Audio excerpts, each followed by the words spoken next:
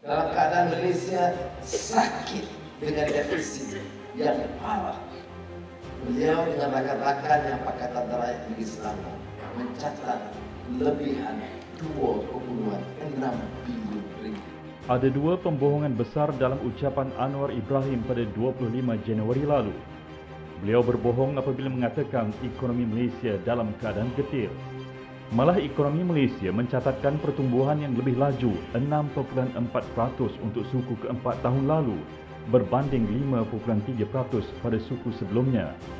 Sepanjang 2012, ekonomi negara berkembang kepada 5.6% selepas mencatatkan 5.1% pada 2011. Pembohongan kedua adalah rizab kerajaan Selangor 2.6 bilion ringgit menunjukkan kecekapan pembangkang mentadbir. Jika itu dalilnya, maka kenapa rakyat Selangor bangkit menuntut janji-janji yang tidak ditepati dalam jumlah yang begitu banyak? Tak dapat lagi. Maknanya diorang pun orang kata tak datang sini. Memang orang kata follow up banyak kali pun tak guna juga. Seperti mana yang macam Pakatan Rakyat dijanjikan untuk warga emas yang tunggal, tak dapat rasa. Memang tak dapat dirasa apa yang berhak kita dapat. Juga sehingga sekarang kerajaan negeri Pakatan Rakyat di Selangor tidak memberikan walau sebuah rumah kos rendah kepada rakyatnya. Mana yang janji oleh kerajaan negeri dulu, dia nak buat kata rumah yang dia mampu oleh milik pada rakyat dia lah kan.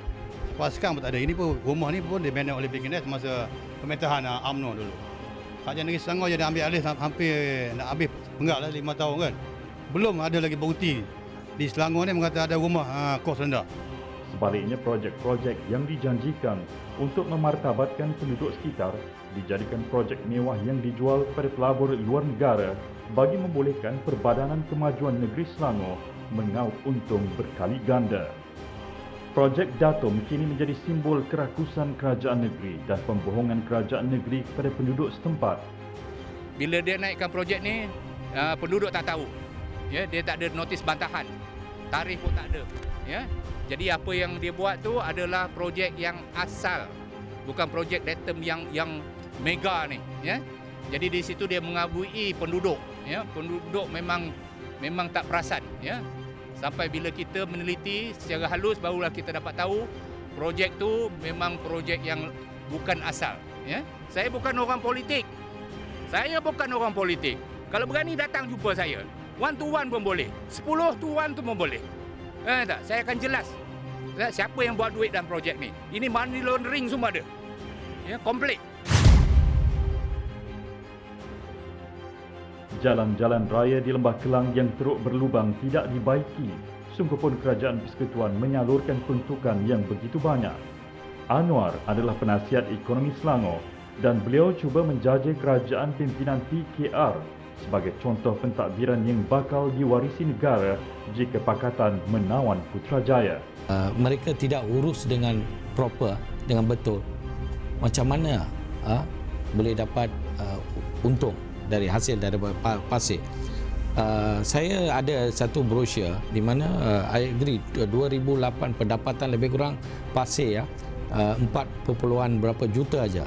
Lepas tu 2010 sudah sampai lebih kurang 13 keuntungan daripada pasir.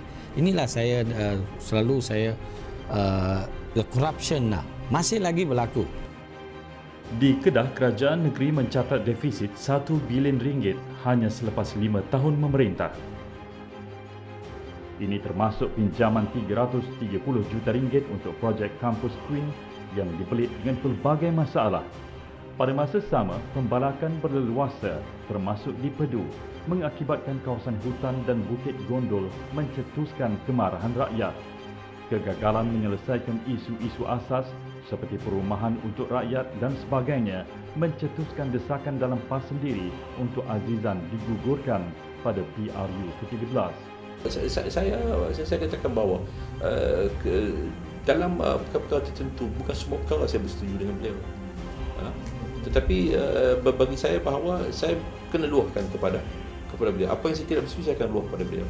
Pengurusan atau kemahiran kerajaan negeri Pakatan Rakyat adalah syarat dengan pertelagahan dalaman di kalangan pemimpin dan janji yang tidak dipenuhi yang akhirnya membawa kepada rakyat hidup dalam 1001 kekurangan.